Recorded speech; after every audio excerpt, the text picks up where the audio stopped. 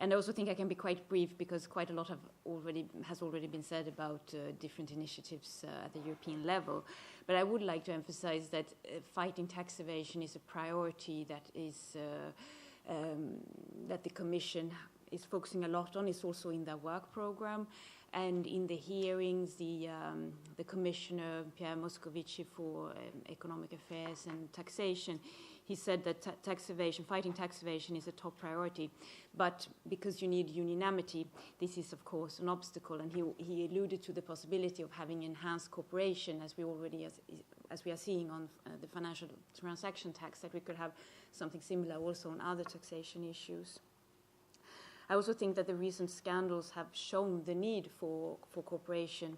These are issues which we cannot really deal with at the national level, although we have a number of affiliates that stress that taxation is a national competence, and it is, but it doesn't prevent us from also working together at the European level to address the issues.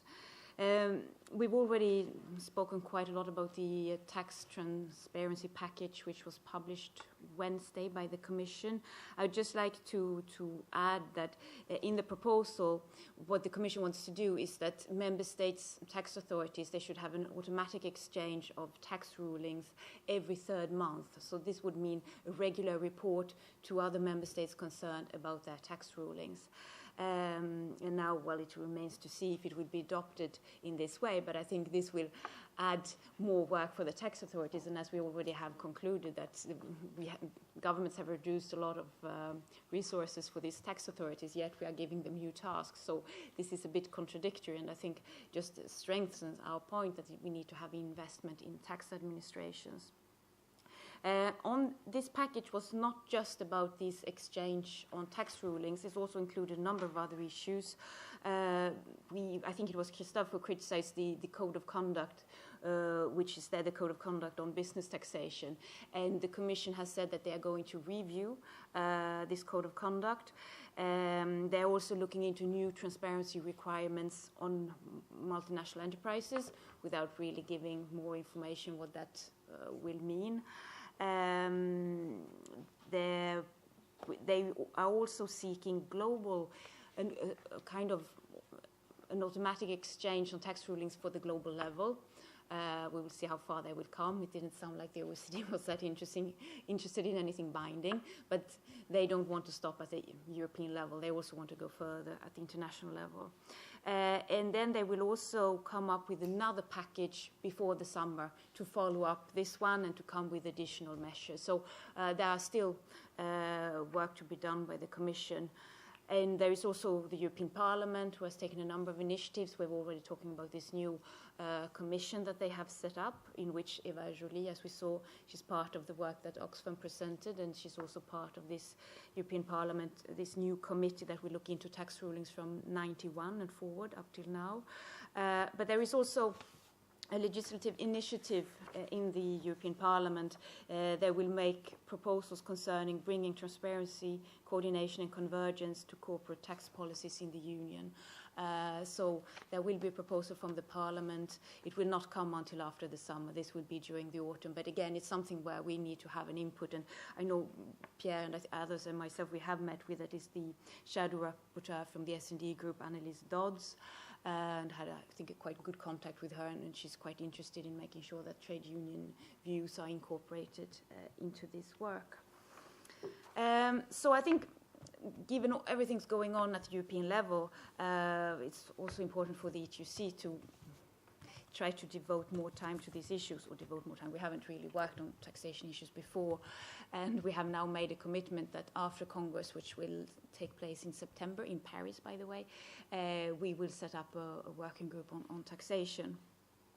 I think it's quite clear to everybody that the tax competition and tax avoidance are growing problems, and even if tax evasion seems to be on quite a constant level. I mean, there is no exact figure, but what we've seen is that avoidance has increased a lot, but we haven't seen the same for evasion. But nevertheless, these are huge problems that needs to be tackled, and not least considering the crisis where we have had major cuts. I think it's particularly disturbing that so much money is just lost out there, which we could use for public services, investment, and other things. And I also think it's really a threat to democracy when it is revealed that companies can get away with paying less than 1% in taxation while workers are taxed far more. And I mean, there is really an imbalance, and it undermines the whole tax system.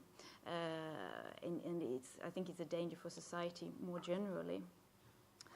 And always just to mention also, as just at the beginning of the year, the previous commissioner on taxation, Mr. Šefčovič, I think his name is, he made the suggestion that we should completely abolish corporate income tax.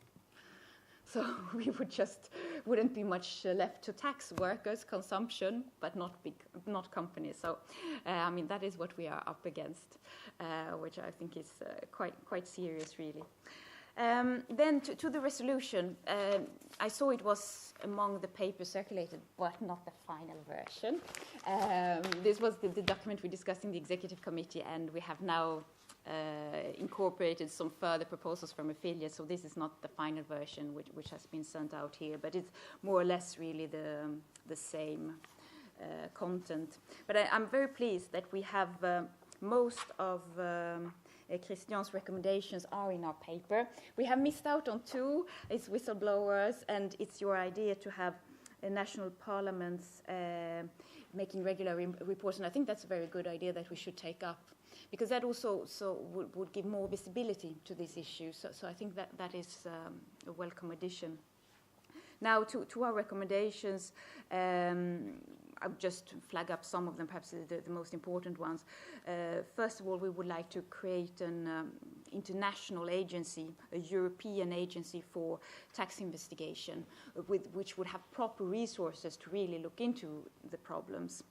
We are also asking the Commission to have set up a committee to look at the broad evolution of taxation. I mean, if you just look at corporate income tax, I mean, in the 80s, in many countries it was taxed over 30%, and today the average in the EU is below 25%. It's somewhere around 33%, so it's just going in one direction, which is downwards. Also, we want a target of reducing the tax gap, and I think that was pretty much what Christian said as well. We want to see more investment in tax administrations. I don't know if it's possible, what we talked about this morning, having minimum standards or having minimum staff at least. That's perhaps more difficult, but a strong message that there must be investment in tax administration. Another proposal is to introduce a periodic assessment of all citizens' net assets. That is something also to help counter tax evasion. And then, as also I think it was Nadia you pointed out, the Commission proposals about the tax rulings is not enough. If they are not disclosed to the public, there has to be transparency, and that's also one of the points in our paper. And we've also spoken about the EU or the proposal for EU directive on the common consolidated corporate tax base.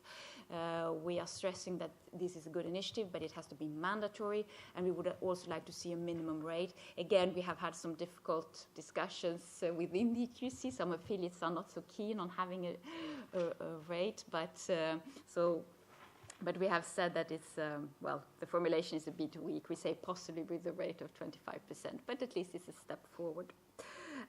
More controversial, perhaps, is the recommendation to break up the big four accounting firms, because they should separate the different functions they have, auditing, taxation, and consulting, because this could be a way of avoiding conflicts of interests. We're also saying that multinationals should have to publish full accounts in each country in which they operate, and they should also have to publish the annual cash tax payment, which is important, and also that the beneficial ownership of all companies and trusts should be registered publicly. And then on tax havens, I don't remember who said so. It was you. That it was somebody who said this today, that naming and shaming is not the best way of getting to. It was you. Sorry, you said very many good things. It's perhaps not the best way of getting to this, and I think you have a point and something that we need to reflect further upon. But a proposal which you might like is that we have said that that we need to get the banks out of the tax havens, and therefore the no EU bank should actually be allowed to have any subsidiary or any affiliate in a tax haven, and if they do so, the EU should revoke their banking license.